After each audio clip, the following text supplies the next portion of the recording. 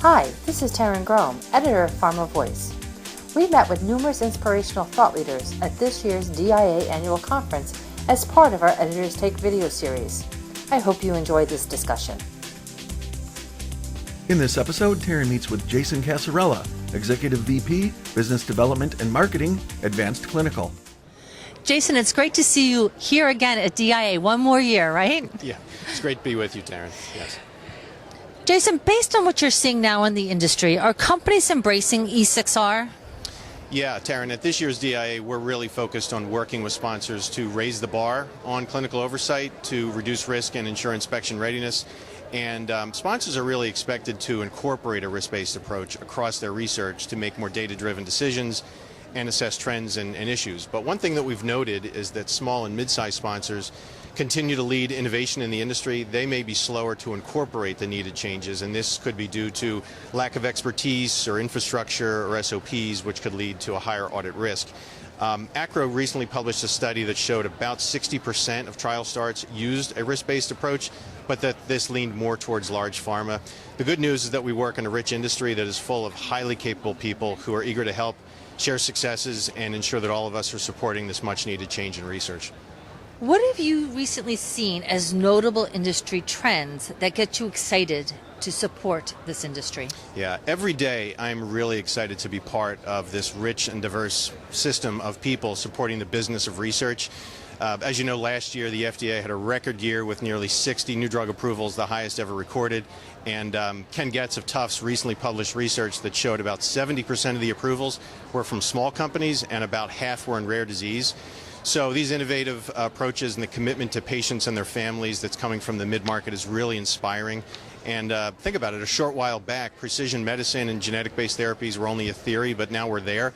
And for companies like Advanced Clinical as well as our peers, this increase in full-service R&D continues to grow, and the partnerships get richer, and the opportunities for teamwork are better than ever. Fantastic. What are your thoughts in the growing area of data visualization? Yeah, well, data is everywhere, and in fact, last year, Metadata reported that there will be more data generated in 2019 than what was generated in the last 5,000 years. So there's immense excitement and optimism, but also a high degree of uncertainty. So where do we start? Visualization allows us to really make sense of the immense amount of data so we can make more informed decisions and see some actionable trends. And we work with a number of partners who are excelling in this area, and it's clear that there's substantial investment across the industry to make sense of it all. The next stage would be true artificial intelligence, where the machines are trained based on historical data, and then the outcomes can be modeled and predicted. But challenges remain. McKinsey did a study in late 2018 that said that only 8% of senior executives report that they are supporting the enablement of AI, and that discussed how organizations need to make internal changes to support this approach. UC Berkeley also published a study that cited that large data sets could be re-identified, so working through privacy concerns in conjunction with developing the capability will be important to strike a needed balance. You know, talking about AI and machine learning, it's you can't go anywhere without having that conversation. Right.